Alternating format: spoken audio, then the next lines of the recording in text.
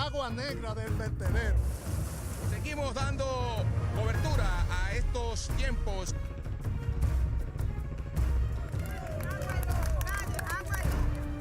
La plazoleta La Trinitaria se cae a pedazos. Un sector totalmente olvidado por las autoridades, reportando las noticias en el mismo lugar donde ocurren. ¿Qué tal? Tengan todos ustedes muy buenas tardes. Aquí se inicia Original TV con Darío Medrano. Un completo resumen de noticias, análisis, entrevistas de los domingos. Este programa es en vivo, señores. Ahora mismo es la 1 en punto de la tarde, aquí en RNN Canal 27. Señores, mañana lunes, ya el gobierno y en el resto ya de los días de la semana, el sector privado comenzarán a entregar el sueldo número 13 a sus servidores. ¿Qué significa eso? Que la economía va a tomar otro ritmo. Se va a dinamizar la economía. Son muchos millones, no tengo la cifra exacta ahora mismo de cuántos millones van a estar en las calles, en manos de la economía formal y de la economía informal, porque de esas partidas que corre tanto dinero, se beneficia a todo el mundo. Es un momento preciso para llamar la atención a nuestras autoridades, sobre todo con la seguridad pública, y llamar a la atención también a nuestros ciudadanos a que tengan mucho cuidado en el momento que salen a las calles, porque aquí aprovechan también estos asaltantes, estas personas que se descuidan, que viven del descuido y se descuidan cuando a usted le llega un dinero o que va a presentarlo a la cartera o en los bolsillos o sacarte la cartera o asaltarte en plena calle. Hay que tener mucho cuidado. El gobierno, hay que decirlo, lamentablemente no ha podido resolver el problema de la delincuencia, la inseguridad ciudadana. Es un problema que hay que resolver urgente, porque no se puede vivir con tanta inseguridad en las calles, en nuestros hogares, que la gente, los ladrones se meten, rompen, escalan, hay escalamiento para robar en los apartamentos, en casas habitadas, en propiedades de oficina también. Y entonces es bueno, repito, aprovechar este momento para llamar la atención de todos los ciudadanos que a veces pasamos de incautos y se aprovechan de nuestros descuidos, esos asaltantes que siempre están pendientes a robarte, pendientes a asaltarte. A la salida de los bancos hay que tener mucho cuidado. Si usted va a salir de su casa un fin de semana o por un día o 2 días, siempre tome las medidas de prevención necesarias. Cierre bien su casa, ¿verdad que sí? Apague las luces, deje una luz si es posible prendida nada más, de que se vea de afuera, y cerrar el cilindro de gas. Tomar las medidas pertinentes para no caer en incautos y así estos ciudadanos, pues entonces crean que van a vivir de usted. Y a nuestras autoridades, que de verdad que el problema de inseguridad pública que estamos viviendo ya es un problema bastante agudo, bastante serio y que debe ser resuelto cuanto antes. Vámonos a nuestra pausa comercial y retornamos de inmediato con nuestro segmento Desde el lugar de los hechos.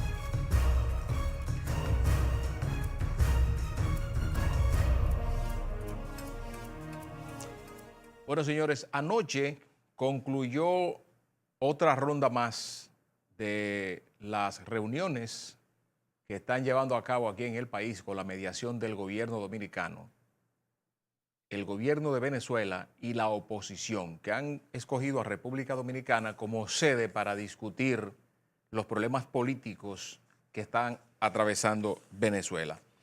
Es bueno recordar a los amigos televidentes que esta fue una iniciativa del expresidente Leonel Fernández. Leonel Fernández se ofreció como mediador con el presidente Maduro y con la oposición, que primero la oposición ponía mucha resistencia, porque entendía que no iba a ir a un diálogo con el presidente Maduro, pero al final la oposición entendió que deberían dialogar y qué bueno que fue así. Fue un diálogo que inició con el presidente Leonel Fernández y el expresidente del gobierno español, José Rodríguez Zapatero, ¿verdad? Y que continúa aquí a cargo del presidente Danilo Medina, porque es el protocolo. Danilo es el presidente de la República. O sea, aquí adentro, dentro del país, no le corresponde al expresidente Fernández encabezar las negociaciones, sino que le corresponde al presidente Danilo Medina, como al efecto se están llevando a cabo las negociaciones en la Cancillería, a través de la Cancillería, el canciller Miguel Vargas.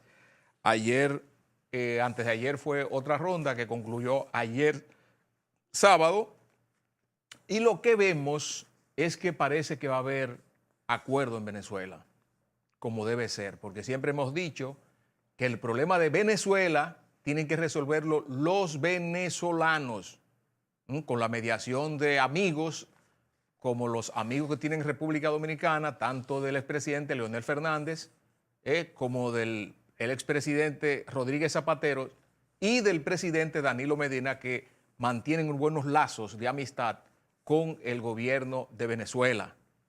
Venezuela es un país que nosotros tenemos mucho agradecimiento, y de verdad que la desgracia del venezolano nosotros la vivimos en carne propia por lazos amistosos y ya yo diría hasta familiares por región que tenemos con Venezuela, porque si nos adentramos, como he dicho en otros programas anteriores, en los problemas de República Dominicana, lo que fue la década de la tiranía de Trujillo, primero vamos a comenzar con Juan Pablo Duarte.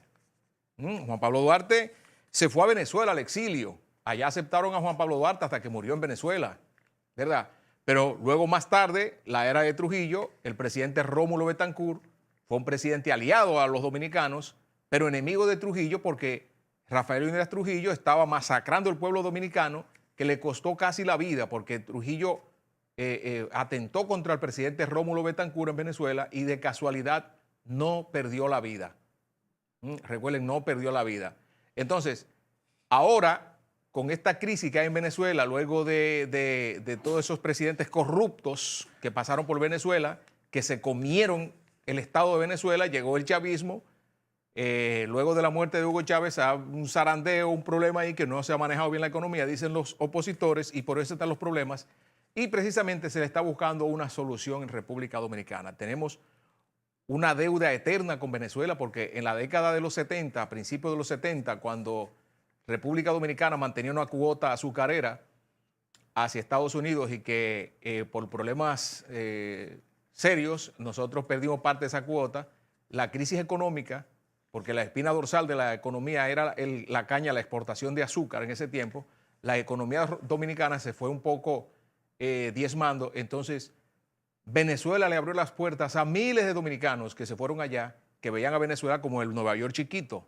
Entonces muchos dominicanos se fueron a vivir a Venezuela, fundaron familia en Venezuela, otros regresaron a los años después con una situación económicamente estable porque ya pudieron comprar sus casas y así por el estilo. Nosotros mantenemos, como te digo, una relación muy, muy, muy amistosa con Venezuela y por eso queremos que los venezolanos tengan una solución a este impasse, a este conflicto, porque Venezuela es uno de los mejores países que tiene América Latina, un país que produce petróleo y que es visto con ojeriza por otras naciones que lo que quiere es apropiarse del petróleo. Por eso siempre hemos dado fuertes críticas a la OEA, porque se ha ido siempre de un solo lado, atacando a Venezuela sin tomar en cuenta que quienes mandan a atacar a Venezuela es porque les interesa el petróleo de Venezuela.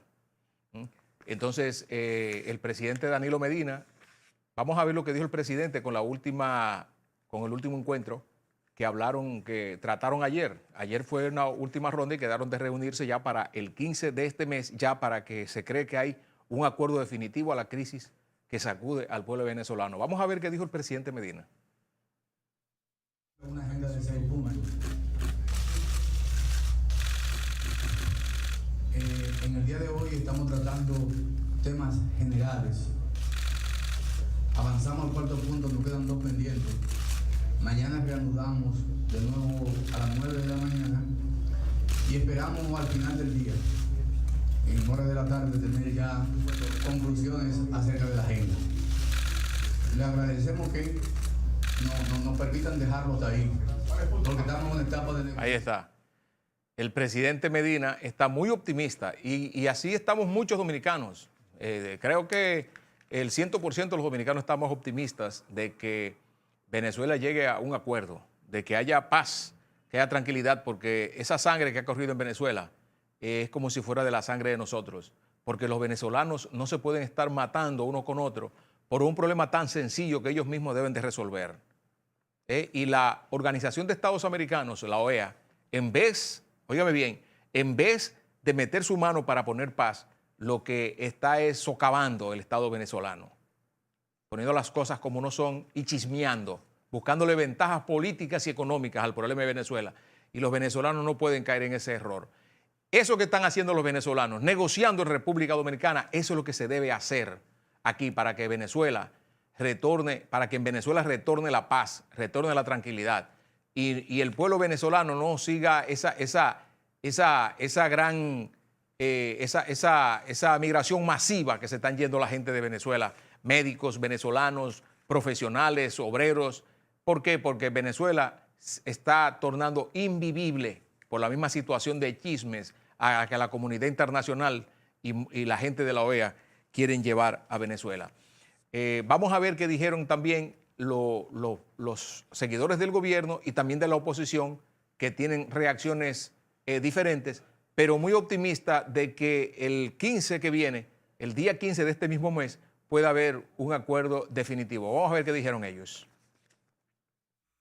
A la democracia en Venezuela, que necesita en este momento ser restituida, y venimos a defender los derechos de los venezolanos.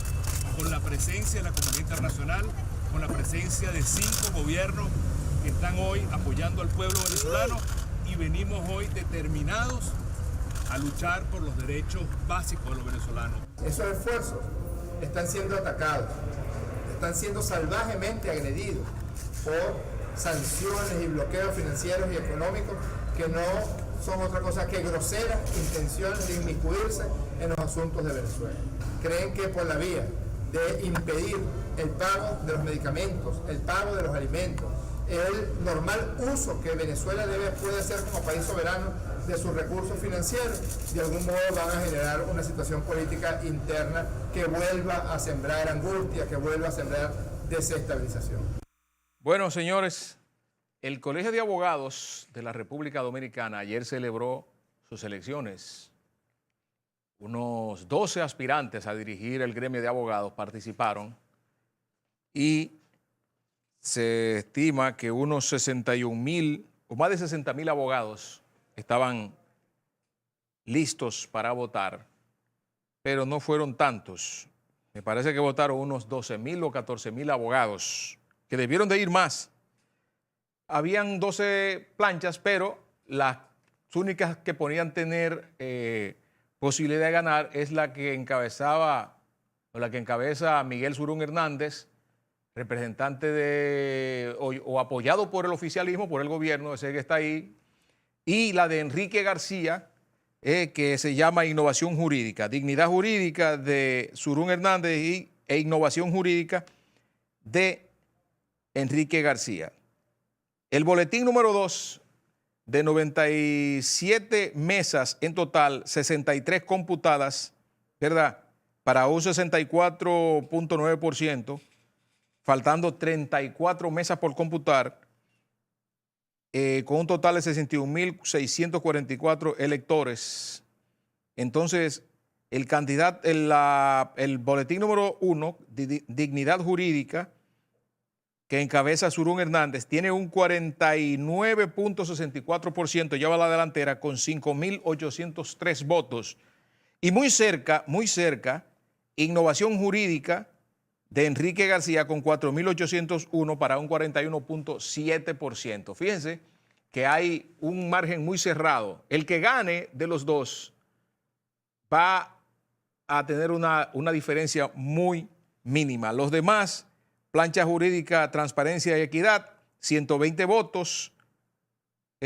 La Plancha 7, Seguimos Unidos, con 28 votos.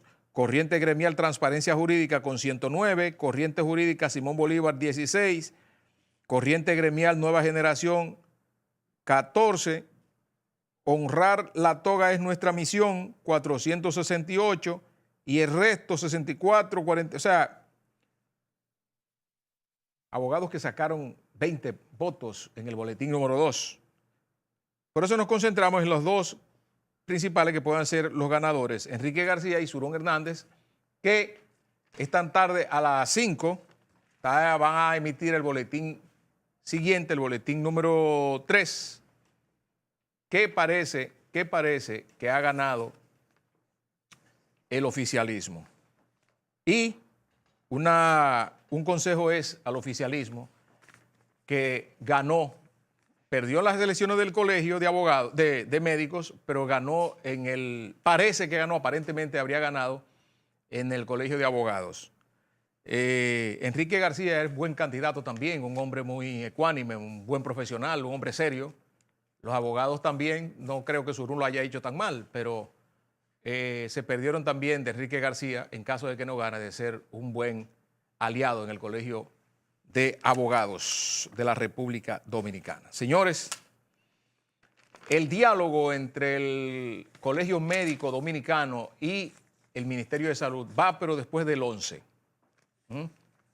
Waldo Ariel Suero quería que fuera antes para él encabezar ese encuentro, e incluso había convocado otro paro de médicos, pero lo dejó sin efecto, buscando la negociación. No se le dio y como quiera lo dejó sin efecto porque o con huelga o sin huelga ya no iban a negociar con él. La ministra dice que toda negociación se va a hacer después de Waldo, o sea, con la nueva directiva que encabeza el doctor Wilson Roa. Vamos a ver qué dice Waldo Ariel Suero. El objetivo del gremio era lograr un encuentro con la ministra con una fecha programada para el reinicio del diálogo y discutir los puntos divergentes del acuerdo. Cabe destacar que la actual Junta Directiva del CMD y su presidente no dirigimos este gremio desde el punto de vista personal, como sí lo hace la doctora Guzmán Marcelino, secretaria de Salud, donde es obvio su resabio, llevando a lo personal la institución que ella preside, el Ministerio de Salud Pública, en desmedro de la salud del pueblo dominicano. Lo fundamental para esta Junta Directiva saliente y su presidente, el doctor Waldo Ariel Suero, era lograr dicho encuentro, el cual ya está agendado.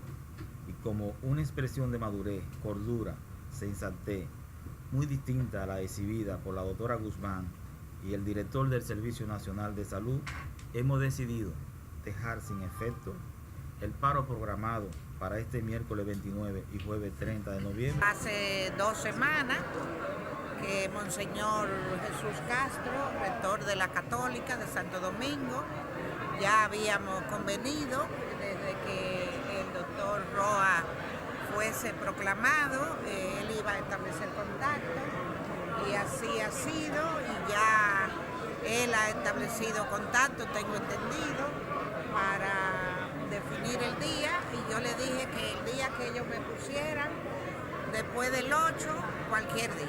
No, es que en periodo de transición no se toman decisiones, lo que se entrega, se va entregando, las cosas que se hicieron, las cosas que faltan, y él está en un periodo de transición. O sea, después del 8 ya Waldo no va a estar ahí. Bueno, señores, la maternidad Nuestra Señora de la Alta Gracia fue objeto de duras críticas hace unos días, sobre todo llegada desde el Colegio Médico Dominicano.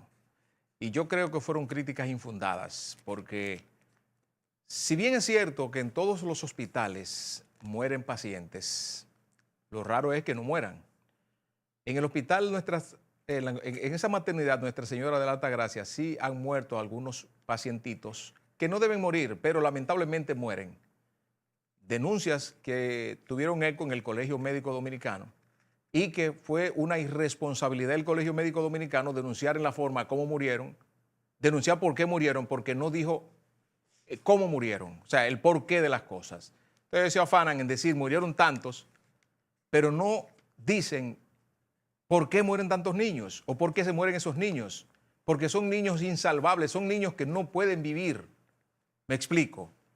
Son niños cuyas madres en su mayoría son haitianas, y no lo digo porque sean haitianas, sino porque son niños de haitianas indocumentadas que regresan al país, ¿verdad? Vienen por una mafia que opera tanto en Haití como aquí, dirigida por dominicanos y haitianos. Entonces llegan a República Dominicana. Por primera vez en su vida, después que salen embarazadas, es cuando un médico las ve.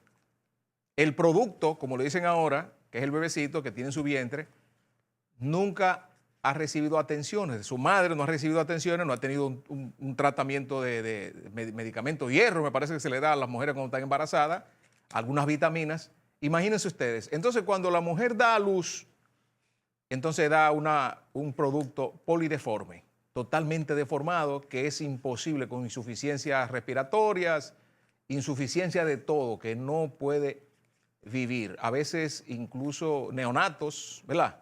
Son neonatos que tampoco pueden vivir porque las condiciones físicas en que su madre o que le han extraído ese bebé a esa madre es imposible vivir. ¿Por qué? Porque su madre no tuvo un cuidado durante su periodo de gestación y es obvio que entonces el producto sea polideforme. Pero el Colegio Médico Dominicano no dice eso porque es irresponsable. Tienen que decir murieron por esto y esto, porque aquí todo lo politizan.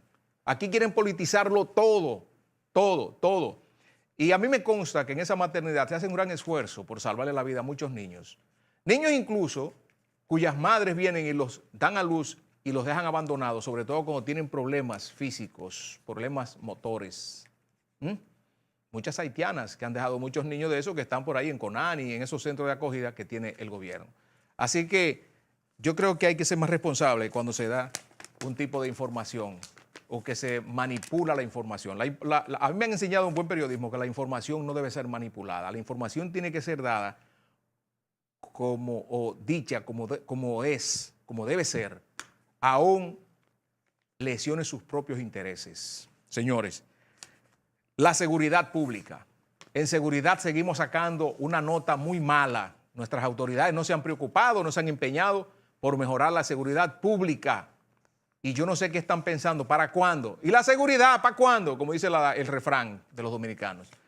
En estos días, esta semana, se presentó el informe, una encuesta del Latinobarómetro, que establece que la seguridad pública, la confianza en la población sigue muy baja. El reciente estudio coloca a República Dominicana, sobre todo a la policía en República Dominicana, con muy baja puntuación en lo que respecta a credibilidad.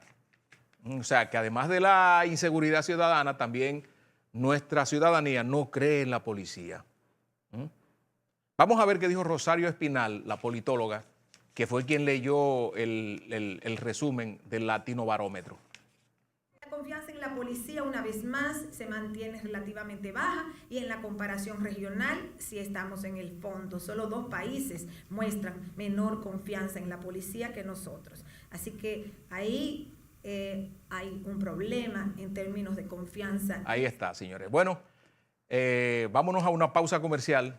En el próximo segmento con la entrevista ya tenemos aquí a nuestro invitado, Claudio Camaño Vélez, activista social, un gran amigo, hijo de Claudio Camaño Grullón, aquel hombre con quien este país tiene muchas deudas todavía y con su familia, muchas deudas que saldar, porque estamos agradecidos eternamente de los Camaños aquí en República Dominicana. Nos vemos a la vueltecita y después de la publicidad.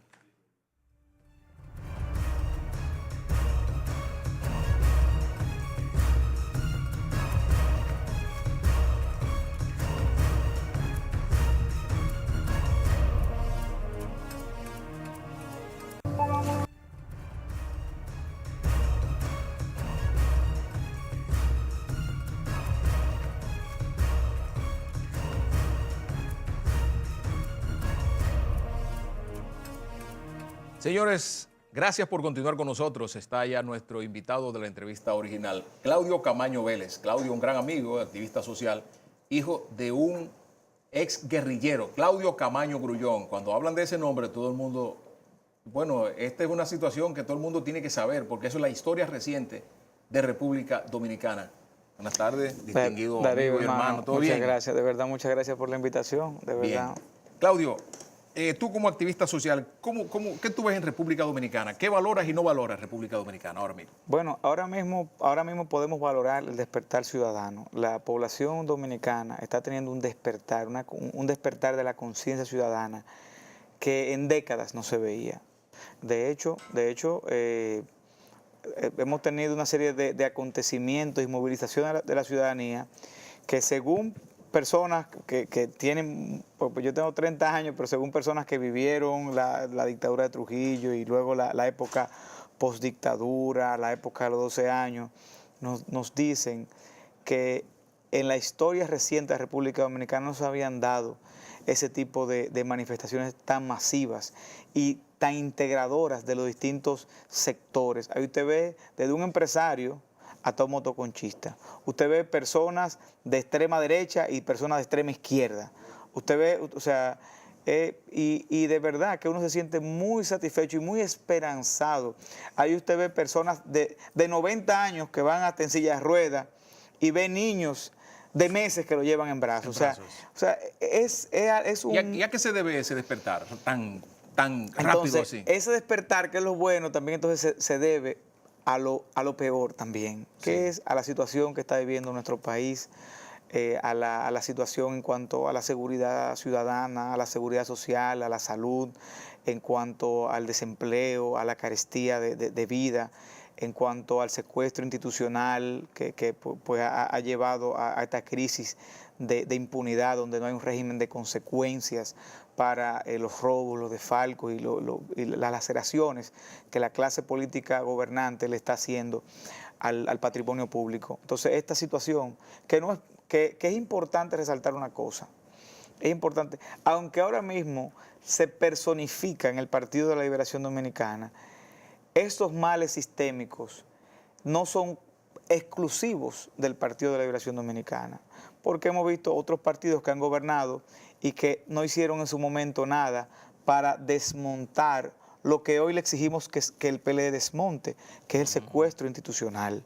Entonces, y por eso, aunque ahora uno, y particularmente yo planteo que es imprescindible para poder avanzar hacia un proceso de cambio, quitar al PLD del poder, pero no es solamente un tema de quitar a un determinado partido, porque son males que van mucho más allá del partido. Del partido, ¿entiendes? Y por eso es que ese cambio que debe darse, por ejemplo, hay cosas, señores, nosotros tenemos que avanzar hacia el establecimiento de la República Dominicana del referéndum revocatorio, que todas las autoridades sepan que en cualquier momento pueden ser revocadas. Pero para eso hay que modificar la Constitución. Pero ninguno de los partidos del sistema están planteando eso. No lo plantean. ¿Por qué? Porque no les conviene. Porque no les conviene. Entonces, hay que concientizar a la ciudadanía para que la ciudadanía exija eso como un requisito indispensable para dar su respaldo.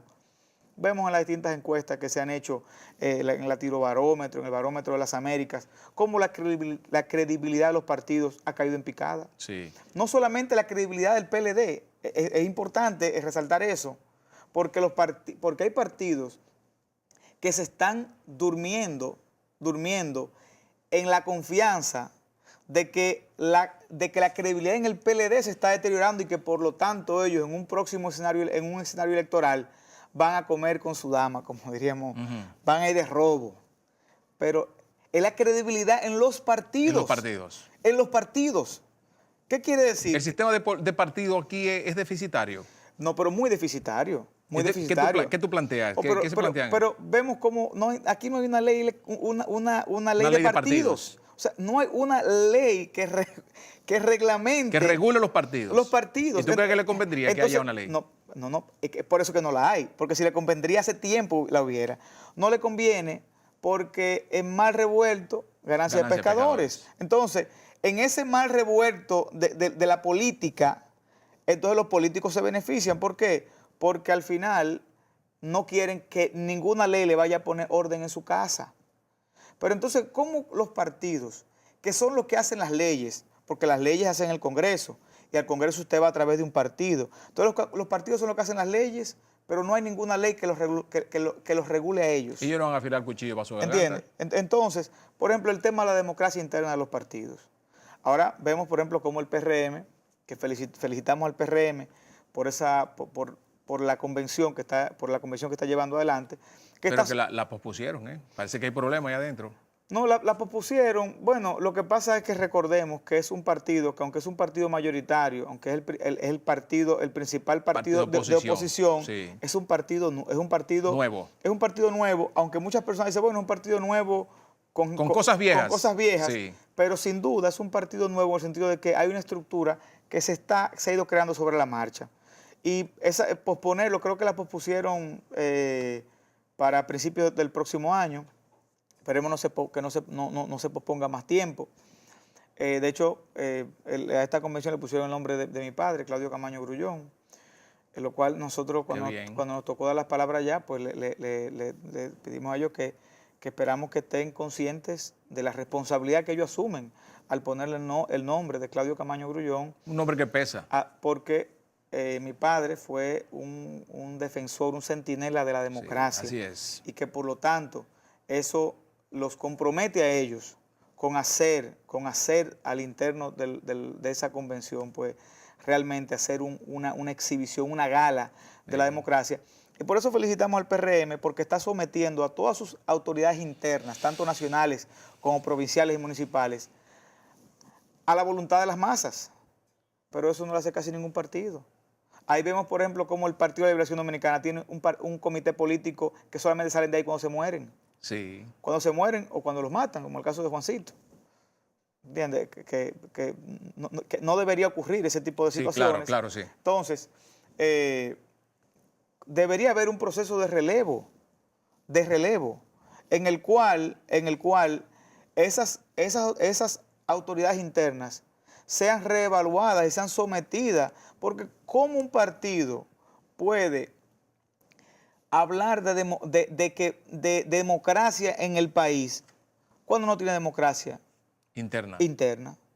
Entonces, los partidos sin duda tienen que ponerse a la altura de las circunstancias. Los partidos de oposición que pretenden capitalizar ese descontento que hay en la población, esa indignación, tienen que ponerse a la altura. Tienen que ver qué es lo que le está indignando. La falta de transparencia, por ejemplo, indigna. Y los partidos políticos están siendo transparentes. Los partidos políticos de oposición le están diciendo a la población en qué gastan el dinero que les da la Junta. Entonces, esa falta de transparencia que indigna, los partidos tienen que transparentizar. Claro que sí. La falta de democracia, el secuestro institucional, bueno, pero también hay cúpula de los partidos, tienen secuestrados los partidos. Sí. Entonces, vamos a aplicar en los propios partidos las transformaciones que la población quiere que se hagan en el país y así dar ejemplo hacia adentro de lo que pueden hacer hacia afuera. Claudio, si hubiera una ley de partidos políticos, ¿tú crees que hubiera tantas personas, como dicen en el Congreso Nacional, en los cabildos, en los ayuntamientos, que han sido incluso procesadas por droga, por narcotráfico? Miren, se habla que el Congreso está lleno de gente que ha tenido algunas dificultades con la justicia por asuntos de narcotráfico. Aquí se habla de la declaración jurada de patrimonio de los funcionarios. Pero es que un funcionario, para ser incluso precandidato, debería presentar una declaración jurada de patrimonio, porque no es esperar que gane. Y bueno, si gano, ahí veo cómo lo hago. Porque de por sí, cuando un diputado gana, aunque no pueda justificar sus bienes, ya está investido de la inmunidad parlamentaria, ya no hay forma de someterlo. Preséntela antes. Arriésguese a presentarla antes. Y a la salida también tiene que presentarla. Pero arriésguese a presentarla antes. ¿Por qué? Porque si yo quiero ser candidato y no puedo justificar bienes cuando la presento, posiblemente por ahí caigo. En vez de ir al Congreso, lo que voy para la cárcel, porque ahí voy a tener que poner en evidencia una serie de cosas. Bueno, pero con esta ley de lavado, ¿tú no crees que caerá mucha gente presa ahora? El tema es que aquí se hacen muchas leyes. Yo creo que lo que hace falta a la República Dominicana no solamente son más leyes. Que se cumplan las que están. Sino que se cumplan las que están. Entonces, claro, en el tema de la ley de partidos, no hay ninguna ley que regule los partidos. No hay ninguna ley que regule los partidos. Pero, por ejemplo, vemos cómo la Junta Central Electoral violó su propia ley al permitir que una empresa privada manejara los datos de las elecciones. Eso es ilegal. Sin embargo, ocurrió y no hay un régimen de consecuencia.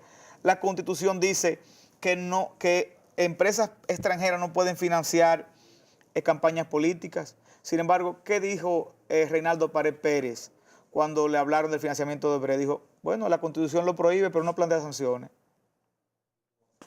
Oh, pero venga acá. Entonces ustedes, que son los encargados de hacer las leyes para establecer las sanciones a lo que la Constitución prohíbe, entonces ustedes se justifican de su propia falta. Entonces, aquí, sin duda, lo que hay que establecer un régimen de consecuencias, donde comencemos por hacer cumplir las leyes que ya están, que son muchas, y que no se cumplen. Por ejemplo, aquí la ley jurada, la declaración de patrimonio, aquí hay miles de funcionarios que no la han cumplido. Funcionarios que están desde el 2012 y todavía al sol de hoy no la han cumplido, y nadie los destituye.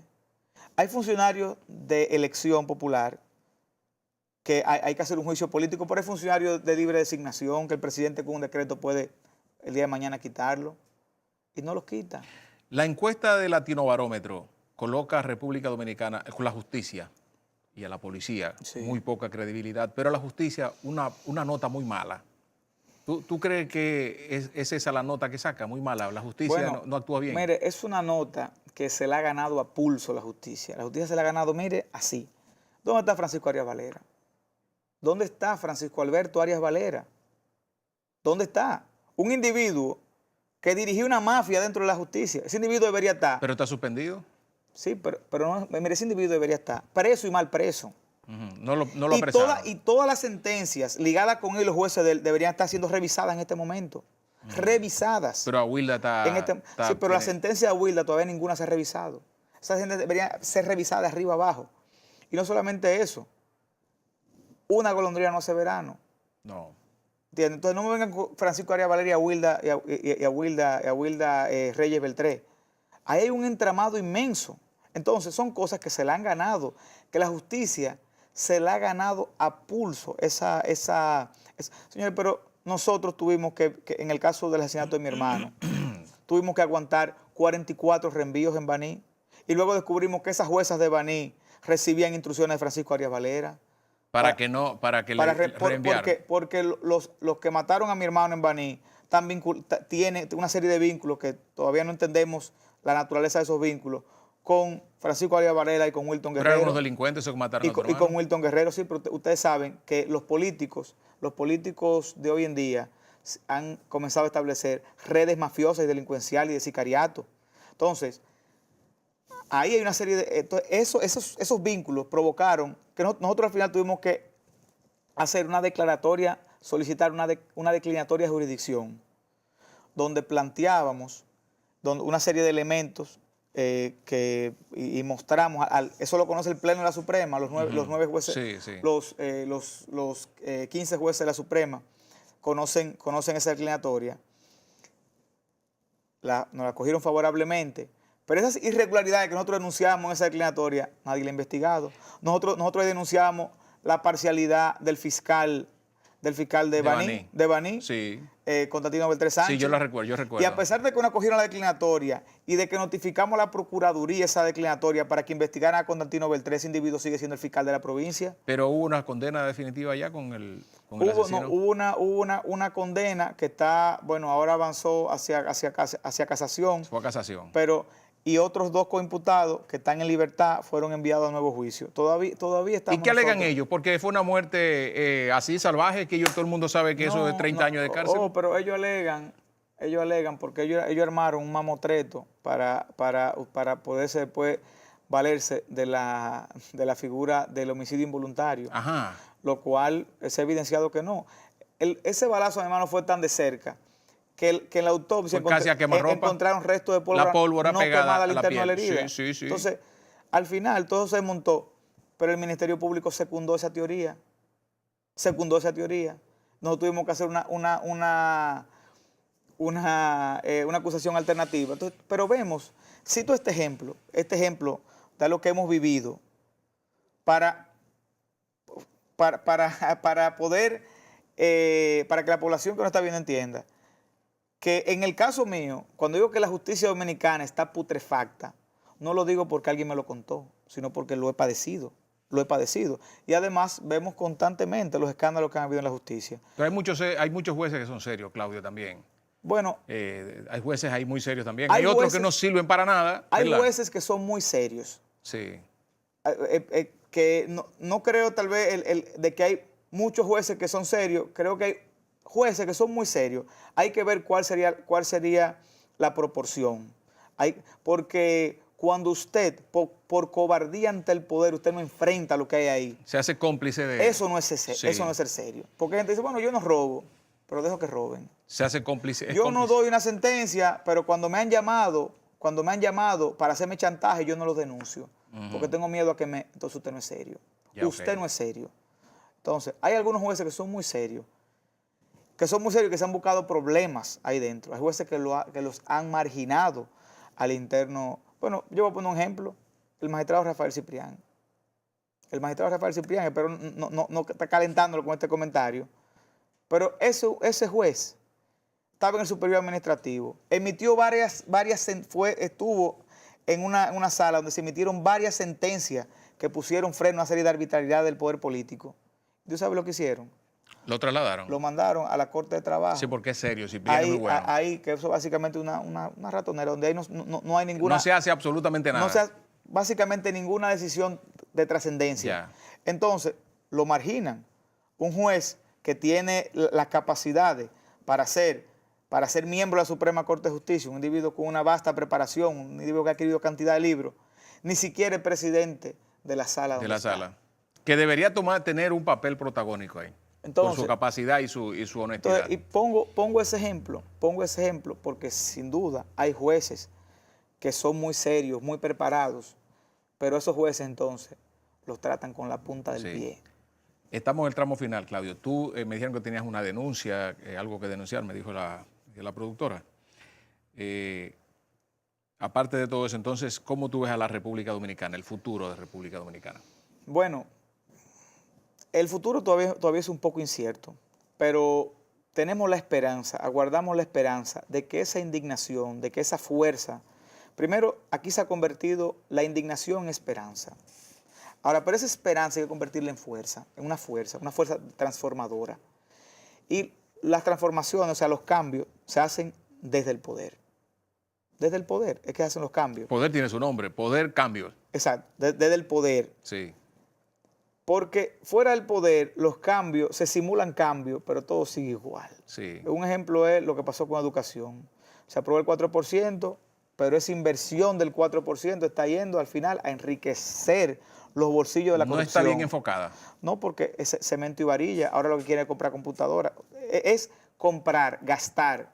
No es realmente mejorar la calidad del sistema educativo. Comenzaron mal, ¿tú crees? Porque ellos se olvidaron un poco de lo que fue la parte estructural, que es mejorar las condiciones del maestro para dar clase. El maestro, no condiciones económicas, me refiero a una situación, a condiciones de intelectualidad del maestro. Por ejemplo, capacitación del maestro. Mire, sin duda, se están entre esa oleada de recursos que entraron al Ministerio de Educación, ha estado el mejorar las condiciones de los maestros. Sin duda, se ha mejorado con respecto a anterioridad al 4%, y eso también ha hecho que otra calidad de personas deseen dar clases. Pero todavía se dista mucho del modelo educativo que inspiró la revolución educativa. Porque la revolución educativa no es de Danilo Medina, que eso es otra. Fíjese, la revolución educativa, que fue una lucha del pueblo, de miles de personas. Nunca había Danilo Medina con una sombrilla amarilla. Los paraguas amarillos. Hoy es la revolución educativa de Danilo Medina. Cuando él fue el ministro de la presidencia, con esa ley aprobada y no hizo nada para que se aplicara el 4%. Sí. Entonces, mire cómo se ha hecho con la lucha del 4%. Dinero para la corrupción y beneficio político para el presidente. Eso ha sido una lucha tan hermosa como la del 4%. Entonces, en ese sentido, los cambios se hacen desde el poder, y al poder se llega o por los votos o por las armas. Nosotros esperamos que esa indignación se convierta en una fuerza transformadora. Pero estamos lejos de las armas todavía. No, por eso, que esa fuerza transformadora se convierta en un frente de oposición electoral, que integre a los partidos de oposición y a la sociedad en sentido general, y que los partidos de oposición puedan ponerse a la altura de las circunstancias y retomar la confianza que han perdido en esa sociedad, y que podamos entonces avanzar a cambios por la vía institucional. Mi padre, que en múltiples ocasiones le tocó tomar las armas, porque en ese momento no había otra vía, nunca me habló con orgullo de las veces que él tuvo que dispararle a alguien, o de las veces que él tuvo que salir a que lo mataran. Siempre me hablaba con profunda tristeza de esos acontecimientos y me decía: mi hijo, hay que tratar de que eso no vuelva a ocurrir, Y al final hemos visto en los distintos acontecimientos de esa naturaleza que había en nuestro país, que lejos de avanzar, eso implica un retraso social, económico y político. Entonces tenemos que hacer los esfuerzos, porque realmente hay un nivel de indignación muy grande que en cualquier momento puede detonar en cualquier cosa. Pero hemos avanzado mucho, Claudio, con relación a los 12 años de Balaguer. Sí. ¿Verdad? Que fue la época donde tu padre la segunda vez tuvo que salir, tomar las armas. Y esta época, hay mucha libertad. Ahora, la gente le dice hasta barriga verde al presidente, claro. El presidente no dice nada. Y precisamente hay que utilizar esas libertades, esos derechos que han sido conquistados a sangre y fuego por una generación que tuvo que luchar con las armas, porque eso no fue un regalo del poder, esos derechos fueron conquistados. Pero a sangre y fuego. Entonces, utilizar esos derechos y esas libertades que tenemos, tal vez no en la magnitud que merecemos, pero que tenemos ahí. Utilizarlo y sobre esa base seguir construyendo. Como tú dices, si hoy yo puedo pararme en la esquina allá afuera y gritar y vocear y hablar con la gente, bueno, pues déjame primero tratar de concientizar. Si yo puedo utilizar, por ejemplo, ahora con la revolución de las comunicaciones, utilizar las redes sociales para llevar un mensaje de conciencia, de esperanza, de cambio a la población, pues déjame utilizarlo. Ahora, el día que aquí declaren un estado de excepción y no nos permitan salir a la calle y suspendan la internet, claro, y suspendan explota entonces ese la día sociedad. Vamos a tomar las vías que nos dejen. Exacto. ¿Entiendes? Vamos a tomar las vías que nos dejen. Pero a mí me gusta poner mucho el siguiente ejemplo. Si usted se para en la puerta de mi casa, usted se paró en la puerta de mi casa, ahí donde yo tengo que entrar. Oiga, lo lógico es que yo le diga a usted: Darío, saludo, ¿cómo está usted? Mire, usted sabe que yo vivo aquí y yo quiero entrar a mi casa. ¿Usted me da un permisito? Usted, no te voy a dar. Entonces yo le digo: mire, es que yo tengo que entrar. Al final, después yo insistirle mucho, entonces yo agarro y busco un palo y le doy 3 palos. Pero claro. el que no está viendo, ¿quién va a quedar como el malo ahí? Sí. Usted va a quedar como el necio. Porque no te prohibí la entrada, que es un derecho inalienable. Aunque mi acción pueda tal vez un poco desproporcionada. Un poco violenta, sí. Pero al final van a decir: oye, que lo hizo, lo sacó de quicio. Correcto, no lo quería. Sí. Pero si usted está ahí en la puerta de mi casa, yo no sé, pues tal vez usted va a llevarme una invitación para algo y yo, le doy un palo a usted ahí. Sí. O invitarte a un café. Sin media palabra. Exacto. Entonces, ¿quién va a quedar como el malo? Yo voy a quedar como oye, pero ese individuo llegó y sin media palabra. Qué violento, me entró a palo de una vez. Entonces, hay cosas que no es que no se puedan hacer, porque las luchas por los derechos y las libertades no descartan métodos. Pero en este momento tenemos que aprovechar esos derechos que han costado mucho tenerlos y sobre esa base seguir construyendo. Y cuidándolos. Así es. Bueno, señores, agradecer a Claudio Camaño Vélez, amigo muy distinguido de mi parte, ¿verdad? Y yo sé que muchos de ustedes, porque es una persona decente, un hombre trabajador, serio. Muchas gracias. De raíces incuestionables. Muchas gracias, hermano. De procedencia limpia. Señores, muchas gracias. Te vamos a dejar un espacio abierto porque tenemos muchas cosas que conversar todavía que no lo terminamos. Pero la televisión es cortita y luego entonces te demos otro espacio más. Yo honrado, hermano. A ustedes, amigos televidentes, no se olviden el próximo domingo sintonizarnos de nuevo aquí en Original TV con Darío Medrano, aquí a la 1 de la tarde en RNN, canal 27. Nos vemos el domingo, señores. Buenas tardes. Buen fin de semana.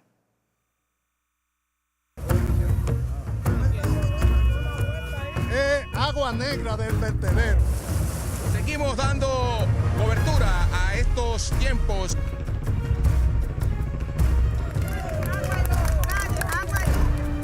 La plazoleta La Trinitaria se cae a pedazos.